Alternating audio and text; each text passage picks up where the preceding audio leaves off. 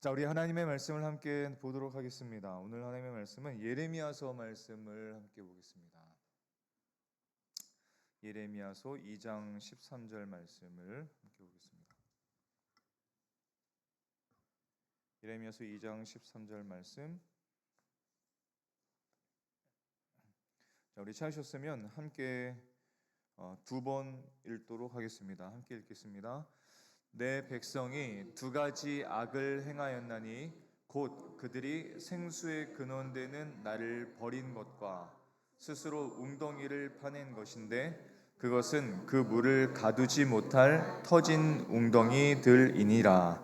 내 백성이 두 가지 악을 행하였나니 곧 그들이 생수의 근원되는 나를 버린 것과 스스로 웅덩이를 파낸 것인데 그것은 그 물을 가두지 못할 터진 웅덩이들이니라. 아멘. 제목은 고집이 멈추는 곳.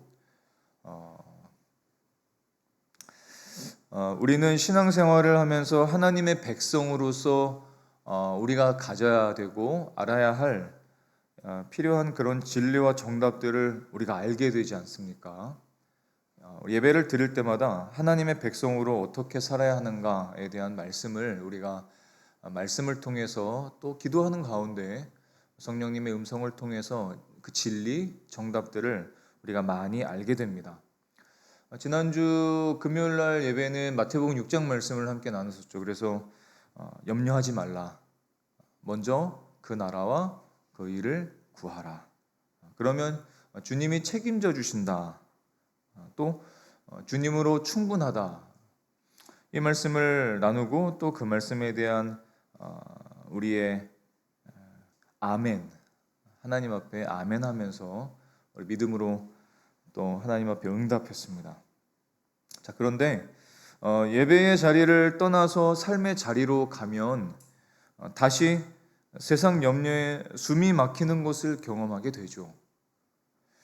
또 분명히 내가 그 말씀에 아멘으로 화답하면서 또 하나님 앞에 기도하고 응답했지만 내 계획을 내려놓지 못하는 그런 삶을 또 경험하게 되죠. 그러면 또 어떤 마음이 드냐면 어떤 무력감이 우리 마음에 생기는 것 같습니다. 또 그 말씀을 순종하지 못했네. 뭐 어떤 그런 무력감이 찾아옵니다. 여러분, 왜 우리는 정답을 듣고 배우고 알면서 삶의 현장에서는 왜 이렇게 참 지독하게 우리의 방식대로 고집을 피우면서 우리가 살아갈까? 로마서의 말씀을 보면 우리의 인생을 향해서 아주 무거운 영적인 진단을 내리시죠. 로마서 2장 5절의 말씀을 한번 같이 읽어볼까요? 함께 읽겠습니다. 다만 내 고집과 회개하지 아니한 마음을 따라 진노의 날 곧 하나님의 의로우신 심판이 나타나는 그날에 이 말 진노를 내게 쌓는도다. 이 말씀을 보면 우리가 정답을 몰라서가 아니라 진리를 몰라서가 아니라 고집과 그리고 회개하지 않는 마음 때문에 은혜를 우리가 자꾸 거부하게 된다는 겁니다. 반대로 말할 수 있습니다. 반대로 말하면은 그 고집이 멈추는 곳에 은혜가 시작될 수 있다는 겁니다. 고집과 회개하지 않는 그 마음을 내려놓을 때, 다시 말해서 고집을 내려놓고 회개하는 마음을 가질 때 하나님께서 이미 시작하신 하나님 나라의 그 은혜를 우리가 경험하고 살아갈 수 있다는 것이죠. 그래서 중요한 것은 그 두 가지, 고집과 회개하지 않는 마음, 이 두 가지가 굉장히 중요합니다. 고집의 실체가 있습니다. 첫 번째 우리 함께 기억하고 싶은 것은 고집의 실체가 있는데, 고집의 실체는 우리의 삶을 통제하려는 내 마음의 통제권, 그 마음의 완악함이라 할 수 있는데, 통제권을 쥐려는 우상, 숭배, 이것이 사실은 그 고집의 실체입니다. 흔히 고집을 성격이나 혹은 아니면 기질의 문제로 생각하죠. 우리가 간혹가다 이렇게 얘기하지 않습니까? 아유, 참 저 사람은 고집이 세. 아유, 그냥 성씨까지 막 얘기하면서 막 합니다. 기질이 그래 막 합니다. 그런데 그 사람을 옆 사람이 보면 또 말합니다. 네가 그래. 네가 그래. 아니 저 사람 고집이 그렇게 세 한데 옆 사람이 네가 그래 이렇게 얘기합니다. 네가 그래. 또 내가 그래. 아 우리가 다 그래.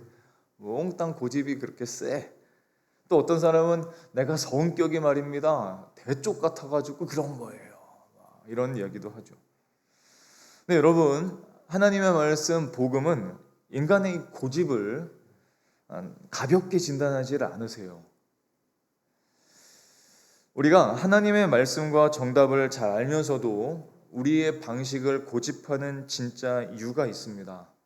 그 진짜 이유는 무엇이냐면 내 삶의 통제권을 하나님께 넘겨드리는 것이 두려워요.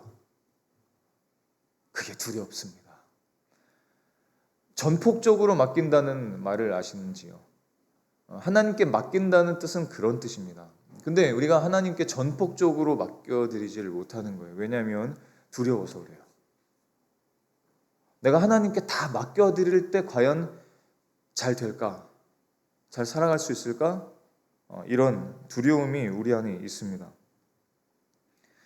사실 그 마음속으로 좀 더 깊이 들어가면은 내 인생의 안전이나 어떤 행복이 주님이 아니라 실제로는 돈 그리고 내가 세워두는 계획들 그것들이 나를 지켜줄 것이라는 확신이 있어요. 그렇지 않습니까? 성경은 그것을 굉장히 날카롭게 지적하면서 말씀하시기를 그것이 곧 우상숭배다라고 말씀하십니다. 우리 마음속에 그렇게 숨겨둔 아주 깊은 곳에 숨겨둔 가짜신이에요. 그리고 그 우상일 뿐이죠. 그 우상이 우리 마음 깊은 곳에 자리 잡고 있기 때문에 그렇습니다. 마태복음 6장 24절에서는 그것을 대표해서 이런 말씀을 주시죠. 한 사람이 두 주인을 섬기지 못할 것이다. 너희가 하나님과 재물을 겸하여 섬기지 못하느니라 말씀하십니다. 우리가 하나님께 주님, 제가 하나님을 사랑합니다. 제가 예배하고 또 봉사도 하겠습니다. 저의 미래도 대부분은 맡겨드려요. 그런데 주님, 저의 그 미래 있잖아요. 저의 자녀들의 진로 있잖아요. 제 삶에 자존심이 있는데 그것만큼은 깊이는 간섭하지 말아주세요. 그것은 좀 놔두세요. 그리고 저를 도와주세요. 그래도 그거는 제 방식대로 하는 것이 좀 더 안전하지 않을까요? 이렇게 말하는 것입니다. 주님을 믿는 마음이 전혀 없는 건 아니에요. 근데 주님을 믿는 그 마음이 우리 안에 있는 계산기 혹은 그 주장을 이기지를 못하는 겁니다. 굉장히 강해요. 근데 그것은 하나님을 신뢰하지 않는 아주 무서운 영적 교만이라는 것을 우리가 알아야 됩니다. 그래서 내 안에 그런 우상이 있는데 그 우상을 내가 어떻게 하고 싶냐면 보호하고 싶어 해요. 내 안에 우상이 있는데 그 우상을 내가 보호하고 싶어서 그 고집을 피우는 겁니다. 굉장히 지독한 고집이죠.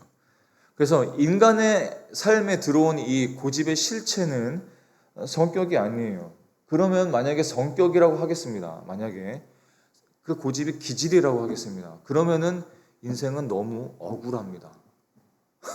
안 그렇습니까? 어떤 사람이 기질이나 성격이 고집이 센 거야 라고 그게 진리야 라고 말해버린다면은 그 사람들은 너무 억울한 거예요. 그럼 하나님께서 그 사람들만 억울하게 지으신 겁니다. 이상한 거예요, 하나님이. 고집의 실체는 기질이나 성격이 아닙니다. 우리 마음에 숨겨둔 가짜 우상, 그 우상 숭배가 실체입니다. 자, 두 번째로 우리가 나눌 것은 그 고집의 결과가 있습니다. 그 고집의 결과가 무엇이냐면 오늘 예레미야서 말씀을 보게 되면 그것이 터진 웅덩이와 같은 비극이라고 말씀하세요. 하나님께서 자기 뜻을 굽히지 않는 그 인생을 향해서 목이 곧은 백성이라고 말씀하시는데 출애굽기 32장 9절의 말씀을 보면 여호와께서 또 모세에게 이르시되 내가 이 백성을 보니 목이 뻣뻣한 백성이로다. 목이 뻣뻣하다. 목이 곧다. 근데 이 말씀을 언제 하셨는가? 그것이 중요합니다. 이 말씀을 언제 하신 말씀이냐면 이스라엘 백성들이 하나님 대신에 황금 송아지를 만들어서 그 앞에서 경배하고 뛰놀 때 이 말씀을 하신 거예요. 탄식하시면서 이 말씀을 하신 겁니다. 이 사건을 기억하시는지요? 광야 한가운데서 이스라엘 백성들이 황금 송아지를 만들었던 것을 기억하십니까? 그 사건을 보면 딱 우리들의 그 고집과 비슷합니다. 어김없이 현대 크리스찬들을 향한 거울인 것 같아요. 이 사건이 이스라엘 백성들이 출애굽을 했습니다. 그래서 하나님의 살아계심을 경험하고 홍해가 갈라지는 것을 경험하고 또 막 물이 터지는 것도 경험하고 반석에서 다 경험했어요.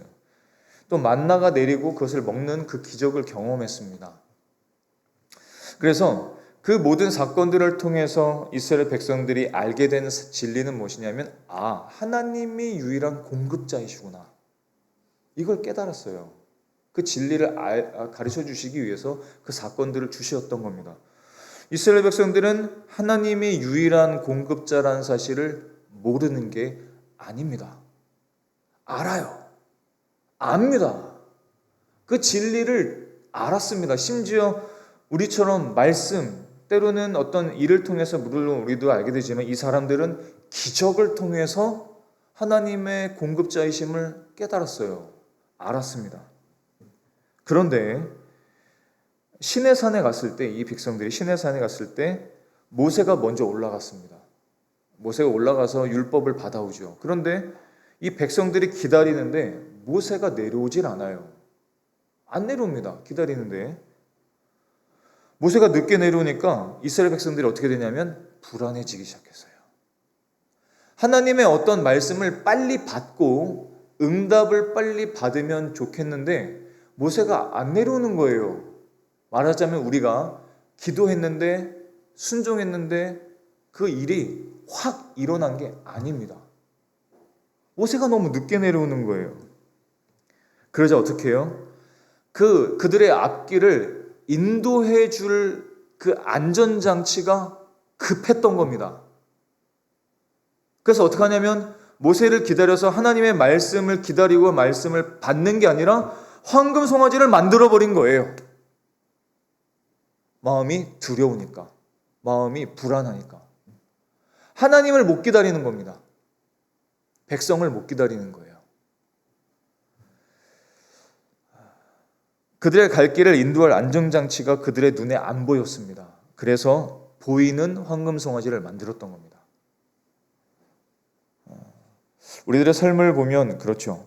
눈앞에 어떤 눈에 보이는 안전장치가 생기면 참 좋겠는데 그렇지 못하는 거예요. 그러다 보니까 눈에 보이는 안전장치를 만들어내려고 싶은 고집이 생깁니다.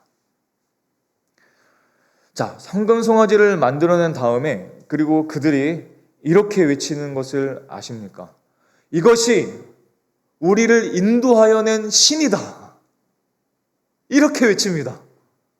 조금 전까지 하나님을 갈망했던 그 사람들이 하나님의 말씀과 하나님의 응답을 받지 못하는 그 불안감과 두려움이 휩싸여서 조금만 더 기다리면 될 걸. 황금 송아지를 만들어서 이것이 하나님이다. 이것이 애굽을 탈출하게 하신 우리의 하나님이다. 이렇게 외치는 겁니다. 심지어 황금 송아지 앞에서 춤을 추고 노래하고 파티를 벌이고 있어요. 하나님의 주권, 하나님의 은혜, 하나님의 통제권이 완전히 사라지고 눈에 보이는 가짜 안전, 그걸 만들어낸 겁니다. 굉장히 고집스럽죠. 굉장히 고집스럽습니다. 그래서 그 고집의 대가가 무엇이었습니까? 광야에서의 계속되는 방황이었어요. 인생의 방황은 그렇게 오는 것 같습니다. 자주 그렇게 나타나는 것 같아요. 여러분, 구약을 보면 비극적인 고집의 인물이 또 있습니다. 그 사람은 누구냐면 이스라엘의 첫 번째 왕 사울입니다. 그가 선지자를 통해서 하나님의 말씀을 들어요. 아말렉을 진멸해라. 남기는 것 하나 없이 다 쓸어버려라. 명령을 받았습니다. 그것이 이스라엘 백성들을 위한 하나님의 정답임을 들었어요. 그런데 사울이 계속해서 완고한 마음을 갖습니다. 그리고 그 마음속에 있는 완고함의 우상 숭배를 내려놓질 않아요. 그래서 전쟁에서 이기고 돌아올 때 어떻게 합니까? 눈에 좋아 보이는 것들을 다 가지고 옵니다. 하나님의 말씀은 그것들을 다 멸해야 네가 좋아. 그게 너한테 안전해. 그게 이스라엘 백성들한테 좋은 거야. 말씀을 해주셨는데 그 말씀을 들었지만 고집이 생겼어요. 하나님, 그래도 하나님 말씀도 알겠지만 이것들이, 이 좋은 것들을 우리가 먹고 마시고 이것들을 우리의 재산으로 삼으면 이 백성들이 훨씬 더 좋지 않겠습니까? 그 완고한 마음을 내려놓지를 못한 겁니다. 그리고 그럴듯한 종교적인 변명을 하나님 앞에 얘기하죠. 주님께 제사하려고 이것들을 갖고 왔습니다. 거짓말을 하는 거예요. 사실은 이 재산들을 갖고 와서 이스라엘 백성들에게 주고 이스라엘 백성들의 인기를 얻고 싶었습니다. 사울은. 그런데 그 고집 때문에 갖고 왔지만 적당하게 선지자와 하나님 앞에 이렇게 얘기를 하는 거예요. 이것들은 다 주님께 제사하려고 갖고 온 겁니다. 하나님 인정해 주셔야죠. 그때 사무엘 선지자가 듣고 사울의 가슴에 푹 꽂은 말씀이죠. 사무엘상 15장 말씀입니다. 사무엘상 15장 22절과 23절의 말씀을 우리 같이 읽어보겠습니다. 함께 읽겠습니다. 사무엘이 이르되 여호와께서 번제와 다른 제사를 그의 목소리를 청중하는 것을 좋아하심같이 좋아하시겠나이까. 순종이 제사보다 낫고 듣는 것이 숫 양의 기름보다 나으니 이는 거역하는 것은 점치는 죄와 같고 완고한 것은 사신 우상에게 절하는 죄와 같음이라. 왕이 여호와의 말씀을 버렸으므로 여호와께서도 왕을 버려 왕이 되지 못하게 하셨나이다 하니. 중간의 말씀을 보면 하나님께서 말씀을 하셨지만 사울 왕은 거역했죠. 거역하는 것은 점치는 죄와 같다. 완고한 것은, 고집 피우는 것은, 네가 네 생각대로 살려는 것은 사신 우상에게 절하는 죄와 같다. 사신 우상이라는 것은 다시 이스라엘 백성들이 하나님께 제사하고 예배를 하면서도 각자의 자기 집에 숨겨놓은 우상, 드라빔을 말합니다. 그때 그 백성들은 하나님을 섬기며 제사도 했지만 자기 집에 저 뒤에 몰래 드라빔이라는 우상을 숨겨놨던 거예요. 마음을 완고하게 갖고 하나님의 말씀을 거역하는 것은 그것하고 우상을 섬기는 것하고 똑같다 말씀하신 거예요. 즉 우리 안에 있는 완고한 그 고집이 곧 뭐라고요? 우상 숭배라고 말씀하시는 겁니다. 사울은 하나님을 위해 남겨둔 게 아니었어요. 백성들의 인기를 잃어버릴까 봐, 그러면 자기의 위치가 위태롭게 될까 봐 두려웠던 겁니다. 그리고 자기의 왕권을 자기의 힘으로 지키고 싶었던 거예요. 근데 사울을 왕으로 만들어주신 분이 누구세요? 하나님이십니다. 그러면 사울 왕의 왕권을 지키실 분도 누구세요? 하나님이십니다. 사울 왕을 사람들의 인기와 사울의 어떤 힘, 무력 이런 것과 상관없이 사울 왕을 지켜주실 분이 누구세요? 하나님이시잖아요. 근데 사울 왕은 여전히 그 고집이 있었어요. 하나님이 나를 세워주신 것은 인정해. 알겠어. 하지만 내가 이 자리를 지키려면 하나님께서 그런 말씀도 주셨지만 제가 했던 이 방법도 들어주셔야 합니다. 이것도 인정해 주셔야 합니다. 했던 거예요. 결국 이 사건이 가장 큰 계기가 돼서 사울왕이 왕의 자리에서 내려오게 됩니다. 하나님의 은혜를 누릴 수 있는 그 왕좌에서 내려오게 된 거예요. 하나님의 은혜의 자리에서 내려오게 된 겁니다. 하나님은 그런 완고한 고집과 인생을 예레미야 선지자를 통해서 오늘 이렇게 말씀하시죠. 다시 한번 예레미야서 2장 13절의 말씀을 제가 읽어보겠습니다. 내 백성이 두 가지 악을 행하였나니 곧 그들의 생수의 근원되는 나를 버린 것과 스스로 웅덩이를 판 것인데 그것은 그 물을 가두지 못할 터진 웅덩이들이다. 말씀하십니다. 이 말씀 무슨 말이에요? 너희들이 실제로는 나를 버렸다. 너희들의 생수의 샘은 나다. 근데 그 생수의 샘인 나를 버렸다. 생수의 샘인 나를 버리고 생수를 마시기 위해서 너희들이 만든 그 웅덩이들은 터진 웅덩이들이다. 생수를 담아둘 수 없는 거다. 너희들은 생수를 마실 수 없다. 왜 터진 웅덩이를 팠니? 이렇게 말씀하시는 거죠. 사랑하는 성도 여러분, 우리 인생의 생수의 근원은 하나님이십니다. 우리가 살아갈 수 있는 모든 공급은 하나님께서로부터 나오는 것입니다. 그럼에도 불구하고 많은 사람들이 스스로 웅덩이를 파고 있습니다. 그리고 그 고집의 대가는 무엇이냐면 기쁨과 풍성함이 아니라 슬픔이에요. 그리고 결핍입니다. 왜? 웅덩이가 터졌으니까요. 그리고 끊이지 않는 염려입니다. 왜 염려해요? 웅덩이가 터져서 계속 새니까요. 이건 다 연결되어 있습니다. 고집은 연결되어 있어요. 고집은 풍성함과 연결되어 있지 않고 고집은 슬픔과 결핍과 끊이지 않는 염려로 이어졌던 겁니다. 이것이 예레미야 선지자를 통해서 우리에게도 주시는 말씀이에요. 그렇다면 성도 여러분, 어떻게 해야 저와 여러분 안에 있는 이 치독한 완악함과 고집을, 영적인 고집을 깨뜨릴 수 있을까요? 우리가 한 가지를 기억했으면 좋겠습니다. 기억하십시오. 세 번째로 기억할 것은 이것입니다. 하나님의 고집이 있습니다. 하나님의 고집이 내 고집보다 강하다는 것을 기억해야 됩니다. 조금 전까지 우리가 함께 나눈 말씀들을 보면은 우리 마음속에 탄식과 절망이 생길 수 있어요. 그렇지. 내가 참 혹은 인생에 참 고집스럽지. 말씀은 맞는데 그 고집이 과연 꺾여질 수 있을까요? 하나님께 이렇게 얘기를 하는 거예요. 내 고집이 과연 꺾여질 수 있을까요? 저는 제 자신을 잘 압니다.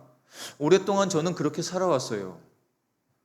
저의 계산대로 살았고요. 때로는 어려운 일도 있었지만 염려하면서 살아왔지만 과연 오늘 밤에 이 금요일 밤에 잠깐 내가 기도한다고 그 고집이 꺾일까요? 그 완고한 나의 고집이 과연 20분, 30분 되는 기도하는 가운데 과연 꺾일 수 있을까요?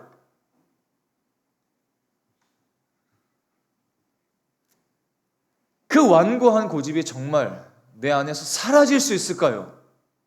나는 평생, 인생은 평생 그렇게 사는 거 아닐까요? 그런 절망과 탄식과 낙심이 찾아올 수 있습니다. 그러나 사랑하는 성도 여러분, 복음은 말씀하시는 것이 하나님께로서는 못할 것이 없으십니다.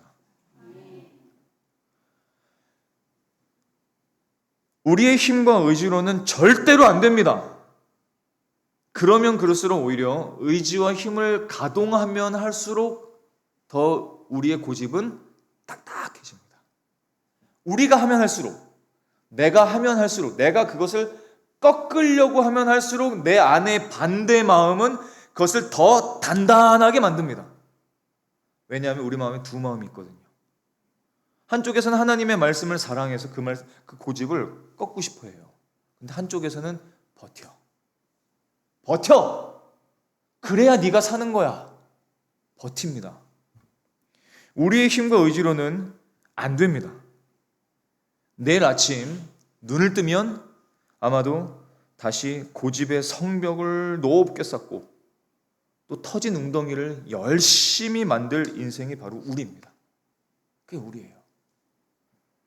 근데 여러분, 복음은, 하나님의 말씀은 너의 힘과 수고로 그 고집을 꺾으라고 하지 않으십니다. 그게 해답이에요. 대신 이렇게 말씀하시는 거죠. 하나님이 너를 사랑하는데, 그래서 너를 변화시키려고 하시는데, 열심히 일하시는데 그 하나님의 고집이 너의 완고함과 고집보다 더 강해. 훨씬 강하셔. 너는 하나님 앞에 결국 꺾여지게 될 거야. 말씀하시는 겁니다. 선언하시는 거예요. 하나님은 우리를 설득하시는 게 아닙니다. 내가 이해를 하고 못하고는 중요한 게 아닙니다. 성경이, 복음이 우리에게 주시는 해답은 뭐냐면, 네가 그래? 고집이 굉장하다지? 하나님은 훨씬 더해. 왜? 하나님은 너를 사랑하시거든. 너를 사랑하셔서 네가 그 고집대로 계속 살기를 원하지 않으시거든. 너에게 생기는 일들, 네가 이해하지 못하는 일들, 그 안에 하나님의 음성이 들어있어. 이렇게 말씀하시는 거예요. 하나님은 하나님의 자녀를 결코 버리지 않으십니다. 안 버리세요.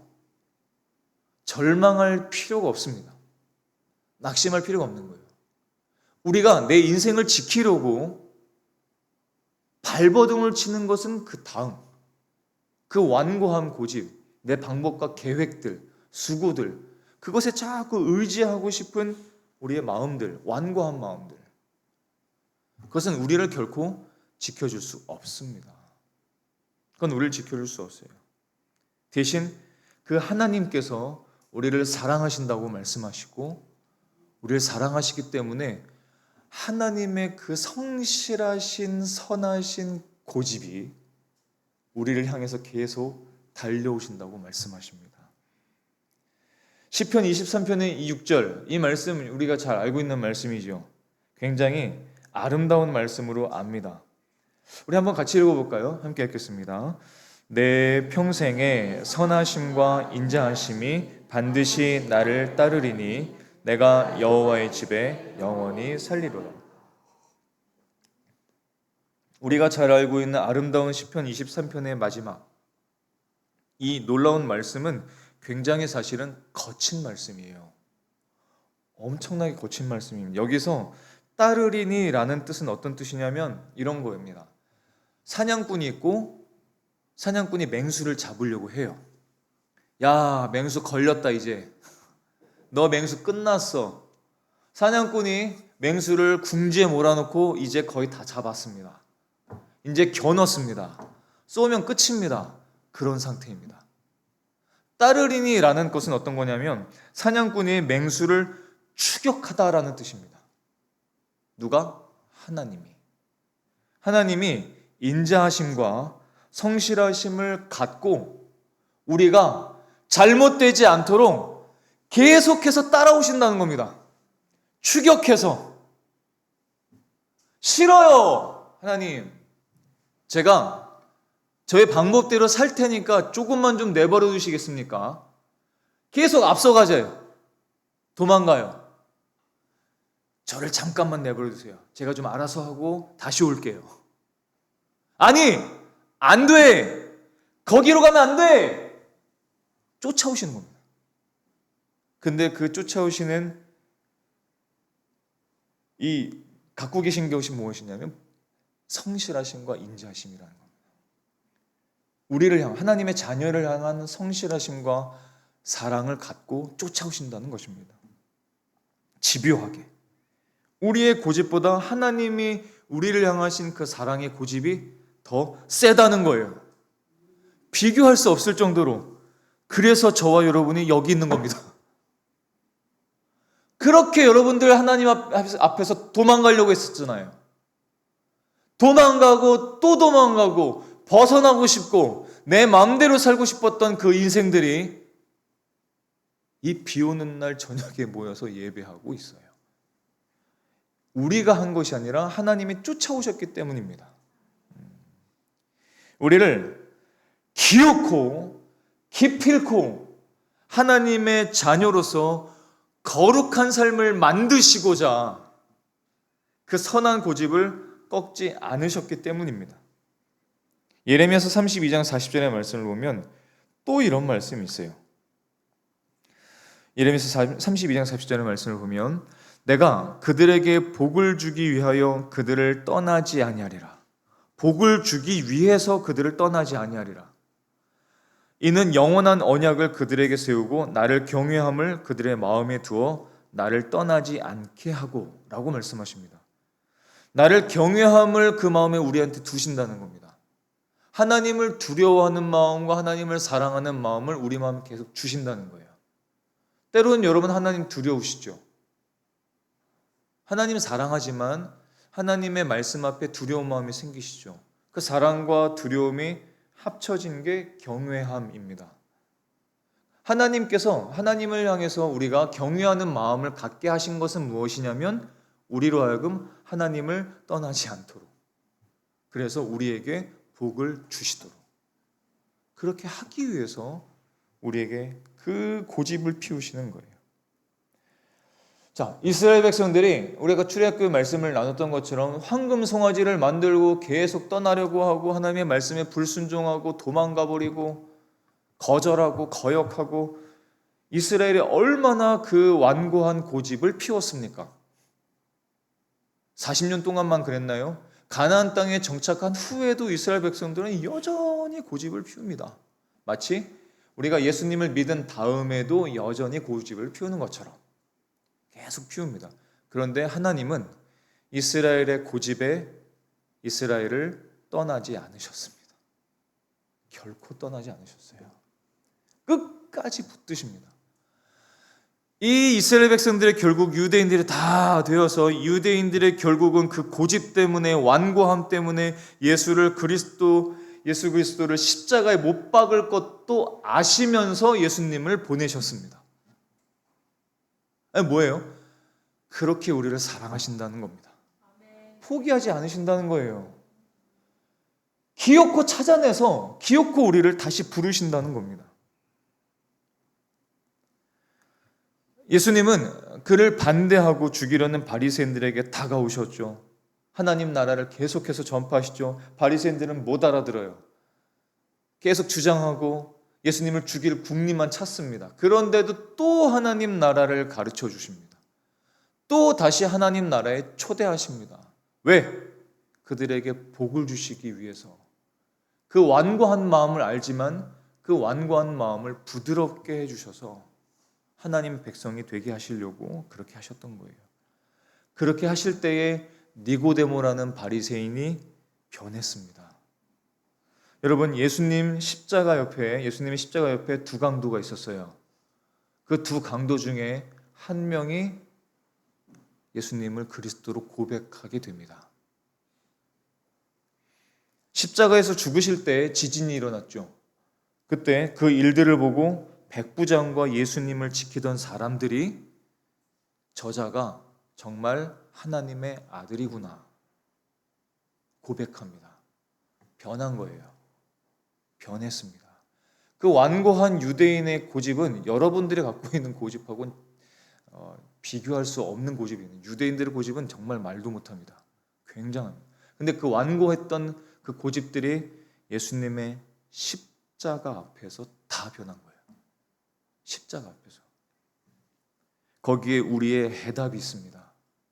우리는 우리의 힘과 의지로 결코 우리의 고집을 꺾을 수 없어요. 여러분, 배우자, 가족들, 그 누구도 스스로 혹은 여러분들의 가족들이 협박을 해도 그 고집은 꺾여질 수 없습니다. 안 꺾여집니다. 오히려 더 단단해질 줄 모릅니다. 더 딱딱해집니다. 그런데 그 사람이 십자가를 만나면 그게 꺾여질 수 있어요. 성경에서 가르쳐 주시는 건 그겁니다. 그렇게 안 되던 완고함이 십자가를 만나고 십자가를 통과하면 그 사람이 고집이 어느샌가 꺾여져 가는 거예요. 부드럽게 되는 겁니다. 누가 있습니까? 그 대표적인 인물이 사도 바울 아니겠어요? 성경에서 정말 가장 고집스럽게 그 고집을 피우던 한 사람이 바로 사도 바울입니다. 예수님 만나기 전에 사울이죠. 신기하죠? 성경을 보면 아까 그 고집을 피우던 사울 왕도 있고 변한 사도 바울도 있어요. 흥미롭습니다. 사도 바울은 원래 성경의 정답을 누구보다 잘 알고 있었던 엘리트 바리새인이었습니다. 다 알고 있었어요. 근데 굉장히 고집스럽죠. 종교적인 야망도 있었습니다. 예수 믿는 사람들을 잡아 가두고 죽이는 일이 하나님을 위한 일이라는 자기의 고집을 꺾질 않습니다. 그건 하나님께서 말씀하신 것이 아니었어요. 그런데 저 예수를 믿는 사람들을 죽이고 잡아들이고 죽이는 게 하나님을 위한 일이야. 그게 공의로운 일이야. 그게 선한 일이야. 그게 열심이야. 라고 사도 바울, 그 전에 사울이죠. 사울은 그렇게 굳게 믿고 있었습니다. 얼마나 고집이 강했던지요. 그 고집으로 사람들을 죽였습니다. 예수 믿는 사람을 죽였어요. 끌고 왔습니다. 감옥에 쳐넣었어요. 정말 지독한 고집쟁이였습니다. 그 일을 하러 또 어디를 가냐면 다메섹으로 달려가고 있었습니다. 그런데 그 다메섹으로 달려가던 그 장소에서 누구를 만나요? 예수님 만나잖아요. 거기서 예수님을 만납니다. 부활하신 예수님을 만나죠.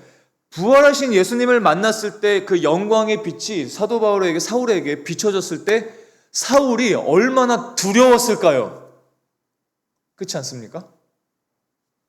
자기가 죽이려던 그 예수님과 예수 믿는 자들, 박해하는 자기인데 그 영광스러운 예수님이, 부활하신 예수님이 자기 앞에 나타나신 겁니다.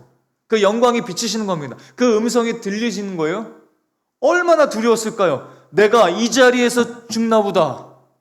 내가 저분을 얼마나 박해했는데, 내가 저분을 따르는 사람들을 얼마나 많이 죽였는데 나를 어떻게 하실까 과연? 얼마나 두려웠을까요? 근데 주님께서 어떻게 하세요? 그 사울을 더 두렵게 하거나 죽이거나 멸망시키지 않으셨습니다. 대신 불러주시죠. 이렇게 부르시죠. 사울아, 사울아, 네가 어찌하여 나를 박해하느냐? 사울아, 사울아, 네가 어찌하여 나를 박해하느냐? 이 음성을 듣고 예수님의 더 많은 설득과 설명, 율법들, 선지자들, 아니요, 그 말씀 앞에 네가 나를 왜 박해했느냐? 이 말씀 앞에 그냥 사도 바울이 꼬꾸라졌습니다.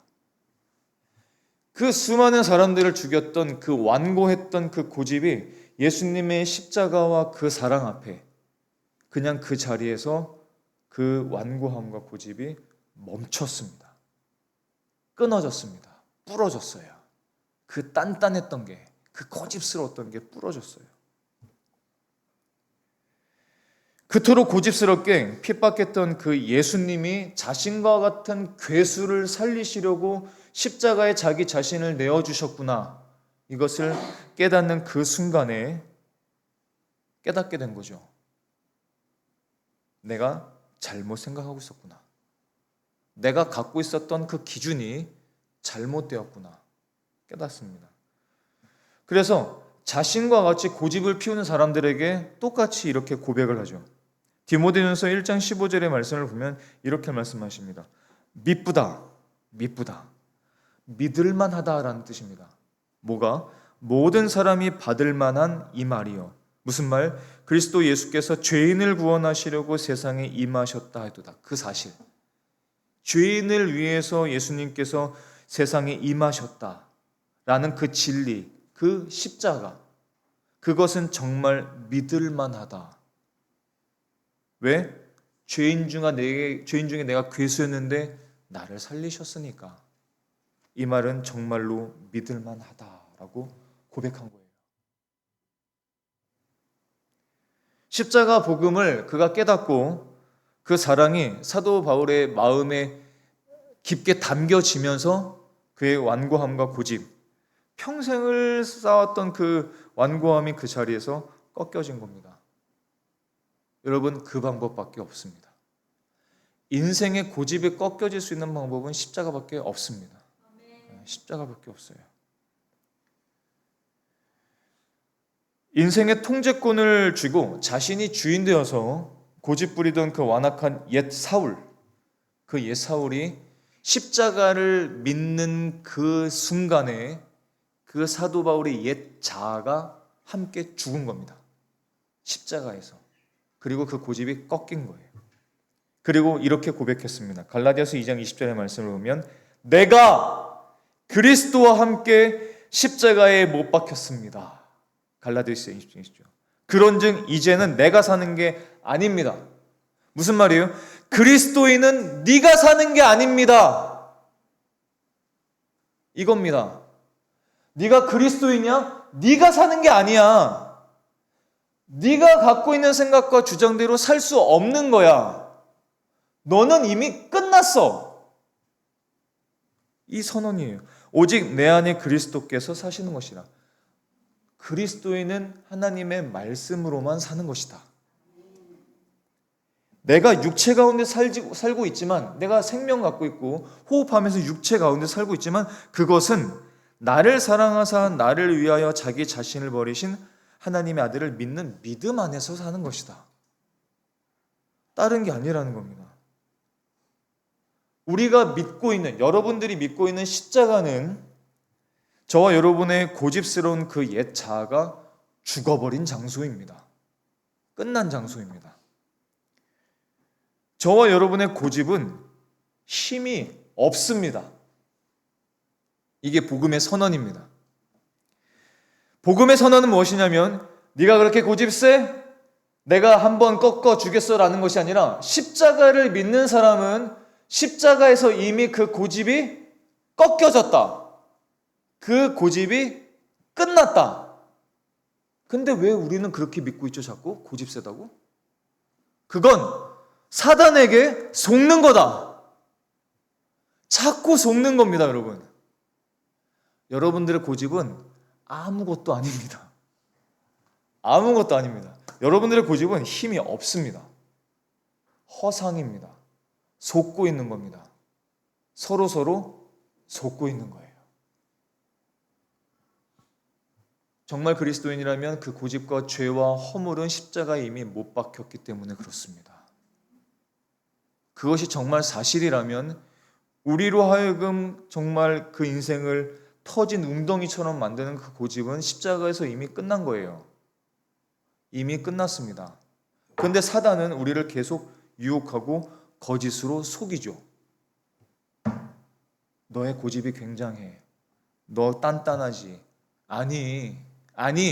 여러분, 우리가 주일날 혹은 그 전 금요일날 선포했습니다. 아침마다 하세요. 사단아, 나를 속이지 마라. 네 말은 거짓이다. 아침에 일어나는 분노, 억울함, 불안, 걱정, 그건 거짓이다. 선언하시기를 바랍니다. 선언하지 않으면 또 속습니다.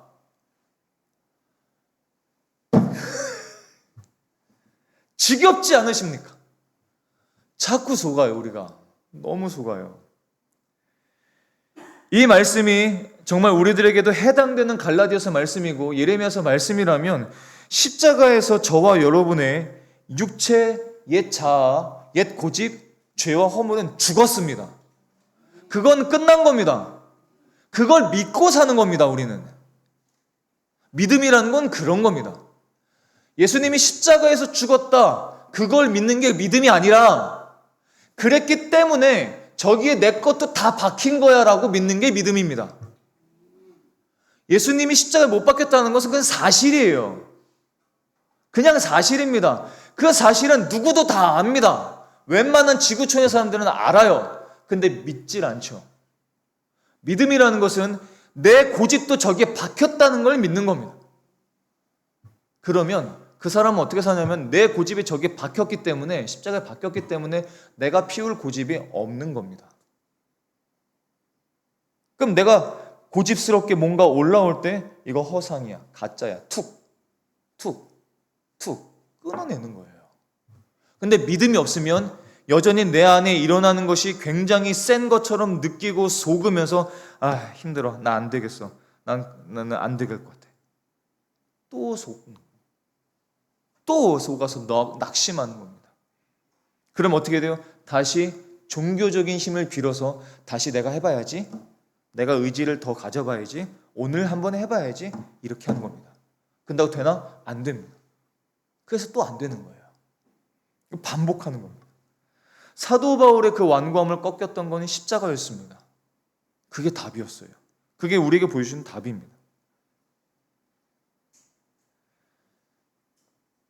하나님은 우리의 무력함을 잘 아세요. 그래서 진리를 가르쳐 주시고 십자가를 우리에게 주셨을 뿐만 아니라 우리가 연약하기 때문에 성령님을 보내주셨습니다. 그래서 성령님께서 우리에게 하시는 일이 바로 그건 거예요. 우리에게 결정적인 회복의 약속을 주셨죠. 에스겔서 36장 26절의 말씀을 보면 또 새 영을 너희 속에 두고 새 마음을 너희에게 주되 너희 육신에서 굳은 마음을 제거하고 부드러운 마음을 줄 것이며. 누가? 성령님께서. 우리가 고집을 깎아내는 것이 결코 아닙니다. 십자가에서 이미 죽은 내 자아를 발견하는 거예요. 그때 성령께서 우리가 가진 그 고집과 우상숭배를 내가 발견하게 하십니다. 아주 날카롭게. 이거 가짜구나, 내가 속았구나, 이거를 성령님께서 나로 하여금 보게 하시죠. 그리고 우리 마음에 있는 그 완고함을 부드럽게 하십니다. 그리고 하나님의 말씀에 부드럽게 반응할 수 있는 새 마음을 우리에게 주시는 것입니다. 사도 바울이 이 복음의 기쁨에 압도되었죠. 그래서 무엇을 했습니까? 자기가 갖고 있었던 그 수없이 많은 기준들, 세웠던 일들, 그 열심들을 다 뭐로? 배설물로 버려버립니다. 내가 갖고 있었던 것들이 아무것도 아니었구나. 사실은 허상이고 잘못된 파워였고 그것은 나에게 유익하지 않구나 하면서 배설물, 똥처럼 그냥 버린 겁니다. 여러분들이 갖고 있는 것은 허상일 뿐만 아니라 똥입니다. 그건 가짜입니다. 배설물입니다. 버려야 될 겁니다. 내 고집이 과연 꺾일까? 절망할 필요도 없습니다. 십자가에서 내 고집의 죄값까지 다 지시고 죽으신 예수님이 계십니다. 그 복음의 압도적인 능력이 우리의 단단한 빗장을 온전히 녹여주실 수 있습니다. 사랑하는 성도 여러분, 터진 웅덩이를 파는 대신에, 그리고 내 힘으로는 안 됩니다 하는 낙심 대신에 내 안에서 일하시는 성령님의 역사를 사모하실 수 있기를 소망합니다. 성령님께서 주시는 새 영과 새 마음을 구하실 수 있기를 소망합니다. 그리고 우리의 죽어버린 고집을 이제는 기쁘게, 즐겁게 배설물로 버리실 수 있기를 소망합니다. 그래서 세상에 감당할 수 없는 진짜 하나님 나라의 백성의 평안, 그 자유를 만끽하실 수 있기를 소망합니다. 오늘 이 밤이 그런 시작이 되실 수 있기를 소망합니다. 하나님이 하실 일들을 기대하실 수 있기를 바랍니다. 성령님은 일해 주실 것입니다.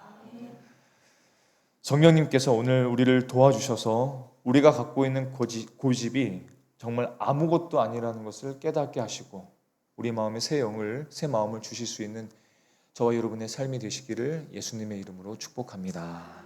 기도하시겠습니다.